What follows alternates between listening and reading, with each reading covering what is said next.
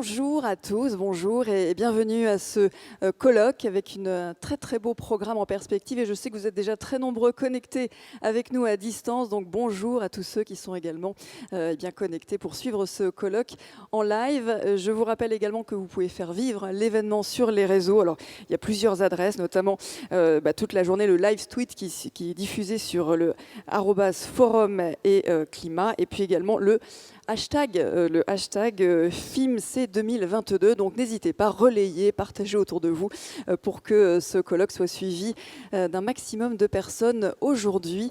Et sans plus tarder, nous sommes dans un très très bel endroit aujourd'hui. Nous avons l'honneur d'être accueillis par Anne Hidalgo, maire de la ville de Paris, qui est avec nous pour ouvrir ce colloque.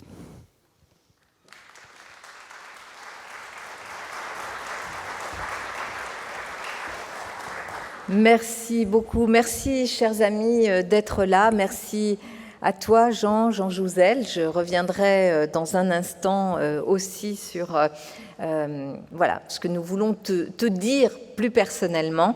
Mais je veux remercier toutes les femmes et les hommes engagés, mon équipe, mes adjoints et adjointes qui sont ici, Dan Lert, qui s'occupe notamment des questions liées au climat, au changement climatique, à la transition écologique, à la planification écologique, également Pénélope Comites, parce qu'aujourd'hui elle porte les questions du numérique, et bien sûr Marie-Christine Lemardelais sur la recherche et l'université.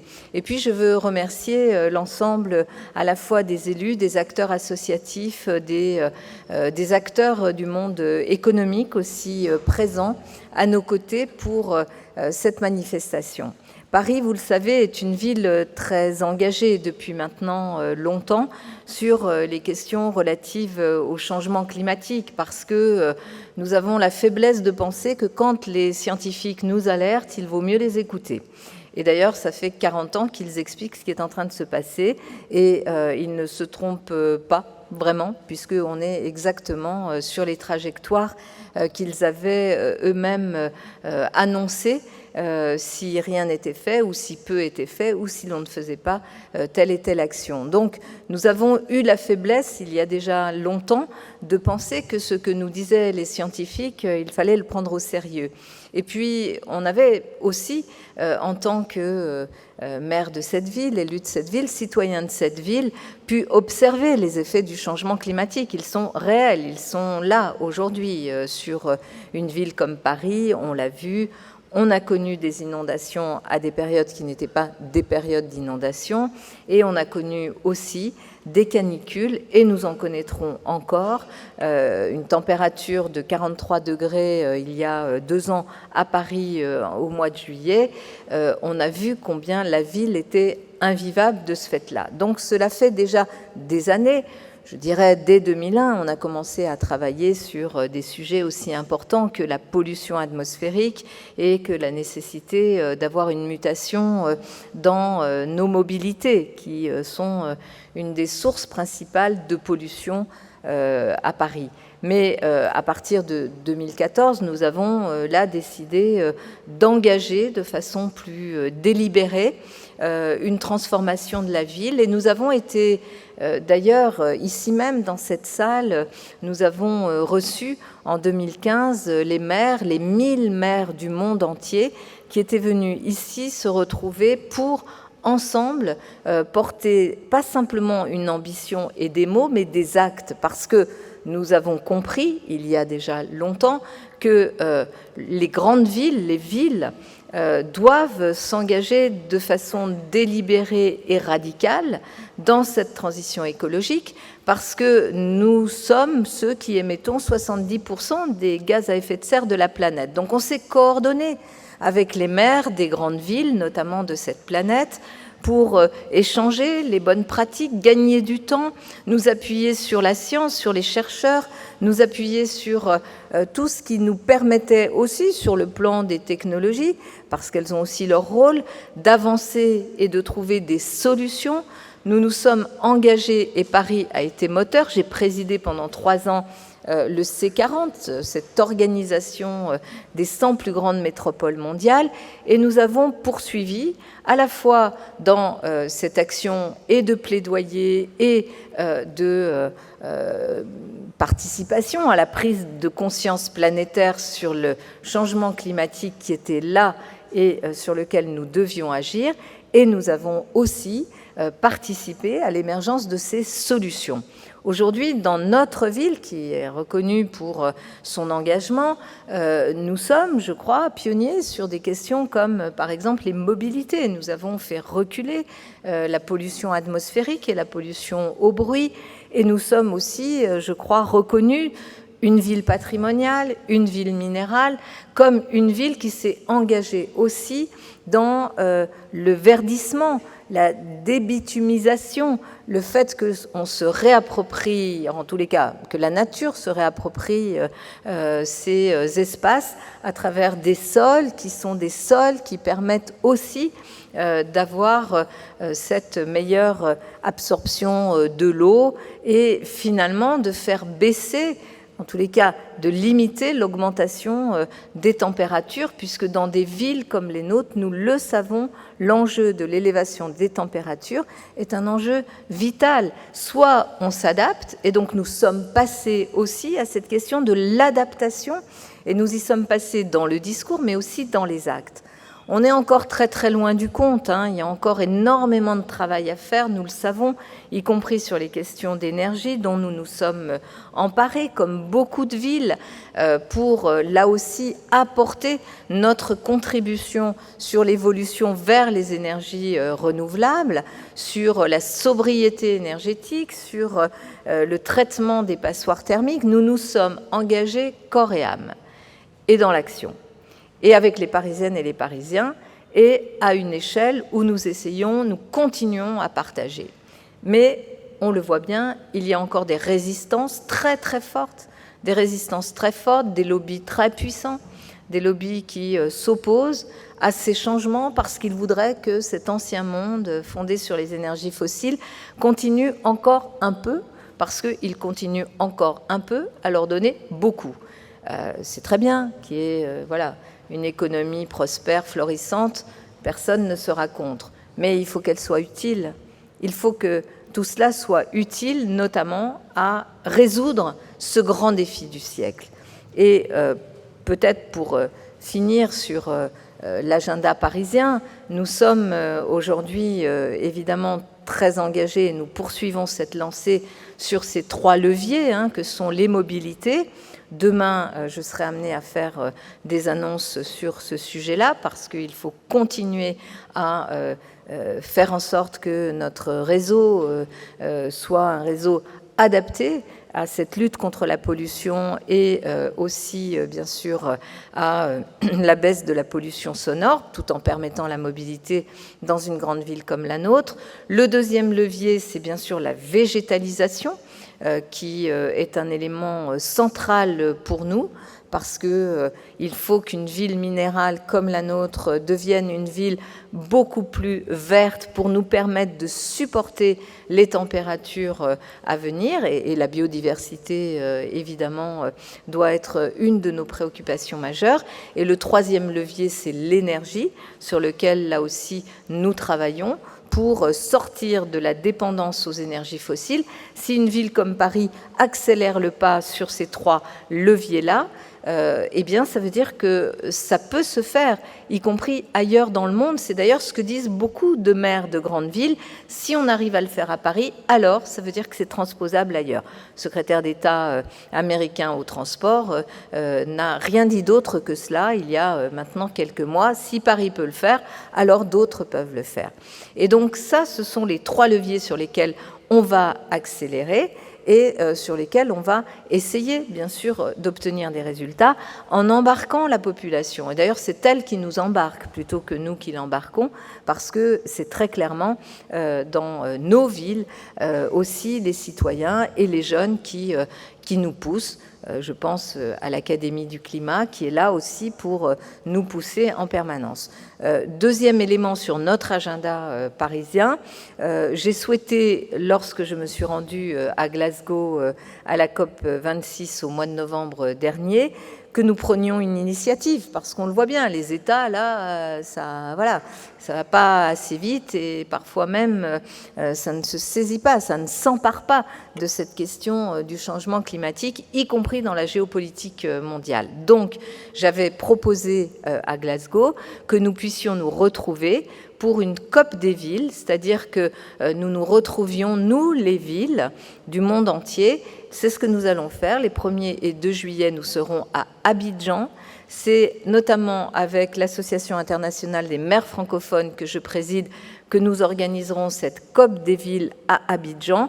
Nous inviterons évidemment les partenaires institutionnels, les partenaires économiques, mais les partenaires aussi citoyens, les ONG et les organisations internationales à venir, pour là aussi montrer un élan depuis notamment le continent africain, qui est aussi, je dirais, à un endroit clé sur cet enjeu climatique. Et enfin, dans les mois qui viennent, sur la question de la planification écologique, nous serons au rendez-vous. Et je le dis ici en tant que maire de Paris, même si j'ai porté un projet différent de celui qui a été élu par les Françaises et les Français, je ferai tout, mais tout, pour que la planification écologique puisse se faire et que Paris, comme d'autres villes, d'autres territoires, soient aux premières loges. Et donc, évidemment, que nous serons dans la recherche de coopération, y compris évidemment avec l'État. C'est indispensable pour porter nos ambitions relatives à la question du changement climatique. Voilà sur notre agenda. Il y a un homme qui a toujours beaucoup compté dans cette prise de conscience planétaire et aussi dans ma prise de conscience personnelle, c'est Jean Jouzel. Et je voudrais que Jean vienne à mes côtés, qu'il vienne ici parce que Jean est d'abord un scientifique qui a compris, il nous le dira, comment on a vu ce documentaire sur toi et on a découvert les sources, les origines de ton engagement et la façon dont, avec beaucoup d'humilité, mais beaucoup de force aussi, tu as porté cet engagement à partir de ta connaissance scientifique.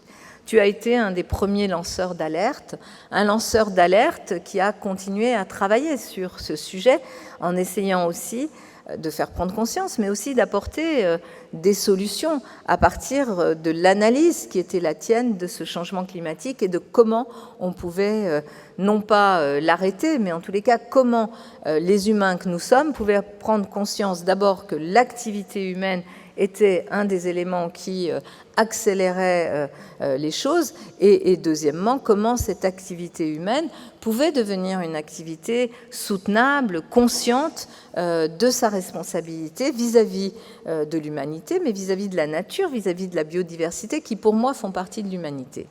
Et tu as été de ceux qui, avec constance, avec vraiment beaucoup de capacité à transmettre, qui a porté et qui porte encore ce message-là. D'ailleurs, ce forum, c'est aussi une des façons de porter et de populariser et de diffuser notre responsabilité, les connaissances et notre responsabilité en tant qu'acteur, quand on est décideur, qu'on soit public, privé, qu'on soit un citoyen dans une ONG, eh bien, on a une responsabilité vis-à-vis, pas simplement des générations futures, vis-à-vis aussi du présent, mais bien sûr des générations futures.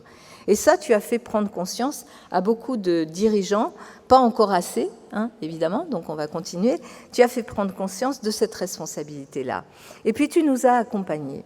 Tu nous as accompagnés, tous les acteurs qui étions ouverts à pouvoir comprendre comment on pouvait faire, parce que la question c'est dans quel monde on veut vivre et comment on fait pour vivre dans ce monde-là, en partant de ce monde très très imparfait. Et tu as toujours été à la fois un éclaireur et un éclaireur des solutions aussi, de la connaissance et des solutions. Et ça, je veux te dire merci, parce que quelqu'un qui, dans notre vie collective, dans cette communauté scientifique, a porté avec autant d'engagement scientifique, mais, et bien sûr, de sérieux, de rationalité nécessaire, parce qu'on a besoin de cette rationalité-là pour pouvoir comprendre et avancer, mais qui a accompagné les acteurs, les modestes acteurs que nous sommes dans la prise de conscience et dans les solutions, eh bien, il n'y en a pas tant que ça. Voilà. Tu as été couronné de nombreux prix prestigieux, dont ce prix Nobel, hein, bien sûr, sur les travaux du GIEC. Tu nous as aussi accompagnés ici à Paris, y compris dans l'organisation de ce travail scientifique autour de nous, municipalité parisienne. Et tu fais ça avec tellement d'humanité. Tu fais partie aussi de ces grands penseurs qui ont connecté deux sphères, la sphère de l'écologie et la sphère du social. Parce qu'évidemment, il s'agit de questions d'humanité. Et bien sûr qu'on pourrait se dire, et on aurait tellement envie de se dire que la technologie va tout résoudre, et confiant dans la technologie, attendre qu'elle soit là pour tout résoudre. Mais tu fais partie de ceux qui très vite aussi ont compris et ont fait comprendre que si il n'y a pas une jonction entre cette planification écologique, parce qu'il faut planifier les choses, on ne s'en sortira pas autrement, et le soin, l'attention aux populations les plus vulnérables, dans nos sociétés industrialisées comme dans les pays en développement, si on ne faisait pas, si on ne prenait pas pleinement cette question sociale au même degré que la question environnementale, ça ne marcherait pas. Et on le voit, ça ne marche pas si on continue à penser que la technologie va tout permettre. Elle permettra beaucoup de choses, mais le problème de l'accès à cette technologie, c'est qu'on voit bien, il peut être très discriminant. Il y a 20 ans, quand j'ai commencé moi-même à m'intéresser à ces sujets, je voyais des villes très engagées dans les pays du nord de l'Europe. Je voyais l'exemple de Fribourg aussi en Allemagne, formidable, hein, mais je me disais quand même, une enclave comme ça, où tout le monde vit très bien, avec des poubelles connectées et avec des vélos, et puis tout autour, il se passe des choses qui n'ont rien à voir avec ce qui se passe là-dedans, ça ne va pas résoudre le problème, hein. Donc il va falloir qu'on partage. Et qu'on partage, parce que si on laisse de côté ceux qui vont regarder ce monde merveilleux avec voilà, des endroits où on peut respirer et qu'eux continuent à vivre à côté de des décharges à ciel ouvert, ça ne va pas le faire, hein. Il y a un moment, tout ça, soit va se révolter, soit ne va pas fonctionner. Et tu fais partie de ceux qui ont fait prendre conscience du lien entre social et écologie. Et pour ça aussi, je veux te remercier. Et une des façons de te remercier, au-delà des mots et de l'amitié que j'ai pour toi et de l'admiration que j'ai pour toi, c'est aussi de te reconnaître ce rôle à travers la plus haute distinction de la ville, qui est la médaille Grand Vermeil de la ville de Paris, que je veux te remettre aujourd'hui solennellement, qui est une médaille que nous remettons à des femmes et des hommes qui nous inspirent, qui éveillent nos consciences et qui nous permettent aussi en permanence de regarder l'avenir en le pensant, en le travaillant, en le portant avec à la fois toute cette connaissance scientifique, mais aussi toute cette humanité dont tu as su jusque-là, et tu le seras encore longtemps, je l'espère, être capable. Merci beaucoup à toi, cher Jean. Oui. Elle est gravée à ton nom. Et tu ne manques pas de diplôme, mais ce diplôme accompagne la médaille. Voilà. Et je te laisse, bien sûr, nous dire quelques mots. Voilà. On peut te les reprendre. Voilà. Oui. Merci. Merci. Chère Anne, Madame le maire, c'est tout d'abord un grand honneur de recevoir cette médaille Grand Vermeil de la ville de Paris. Vraiment, j'y suis très sensible et bon, je suis aussi très sensible aux mots que tu as prononcés. Alors, j'espère que, disons, maintenant, c'est très difficile d'être à la hauteur par rapport à ce que tu as dit. Simplement, d'ailleurs, beaucoup des choses que, je ne vais pas être trop long, mais bon, les choses que tu as rappelées. Bon, j'ai bénéficié d'une carrière longue, hein. En gros, 54 ans, ça fait 54 ans que je suis au CEA. Voilà, donc, et je m'intéresse à ces problèmes. Et, alors, je ne sais pas si c'est un privilège, une chance, mais j'ai eu, en tout cas, la réalité, c'est que j'ai vécu cette montée en puissance, disons, des problèmes posés par les activités humaines sur notre environnement, et en particulier sur le climat de l'intérieur. Donc, ça a été toute ma vie de chercheur, et j'y ai consacré, Brigitte qui est là le sait, beaucoup de mon énergie pendant très longtemps. Mais j'ai aussi simplement toujours pensé que, alors ça se discute beaucoup dans notre communauté scientifique, mais on ne peut pas être scientifique sans être engagé. Alors, l'engagement, déjà, ça passe bien sûr par faire savoir ce que l'on, disons, découvre ou les conclusions auxquelles on arrive dans nos laboratoires. Ça peut être à travers le GIEC, à travers des conférences grand public. S'engager, c'est aussi répondre aux sollicitations des décideurs politiques, répondre à leurs questions. C'est aussi s'engager pour sa communauté. Donc voilà, j'ai essayé de le faire tout au long de ma carrière, depuis une quarantaine d'années, disons d'abord, des engagements politiques, je ne les ai eus que depuis que je suis, j'ai arrêté d'être membre du GIEC, puisque au GIEC, on nous demande une certaine réserve, ce qui est tout à fait logique. Mais voilà, mais je me suis toujours engagé, et ça a toujours fait partie de ma vie. Donc, et c'est vrai que si je me suis engagé, disons, à tes côtés, je dirais que c'est dans ce cadre du Forum Météo et Climat que j'étais d'abord connu, parce que, disons, depuis que nous sommes sur le parvis de l'Hôtel de Ville, ça fait maintenant, alors Christian doit savoir, 8 ans, 9 ans. Christian, il sait, mais peut-être pas moi, donc en tout cas, tu étais là, et disons, on a tout de suite compris. Vraiment, disons, je vois qu'on partage beaucoup de choses, cette transition socio-écologique, je ne vais pas répéter, et c'est cela qui fait que nous sommes là aujourd'hui, et je te remercie de cette reconnaissance, parce que c'est vrai qu'il n'y a pas que les problèmes d'environnement, il y a aussi les problèmes de notre société, et cette transition, si on la réussit, c'est comment on fait adhérer l'ensemble de la société. C'est vraiment un véritable défi, et je suis comme Anne, comme tu as dit, je souhaite qu'il y ait une réussite au bout du chemin. Je ferai toujours tout pour, disons, en tout cas, contribuer à cette réussite, avec l'espoir que les engagements pris seront tenus au niveau français, au niveau européen. Ils sont très ambitieux au niveau mondial. Je sais la difficulté, mais comme dit si bien Valérie Masson-Delmotte, un dixième de degré, ça compte. Et même, j'ai rencontré justement dans ce film une jeune qui nous dit 1/100 de degré, ça compte. Et elle a raison. Voilà, je te remercie simplement. Et merci beaucoup. Et j'ai aussi une autre mission, c'est d'ouvrir. Alors là, je vais être très bref. Voilà.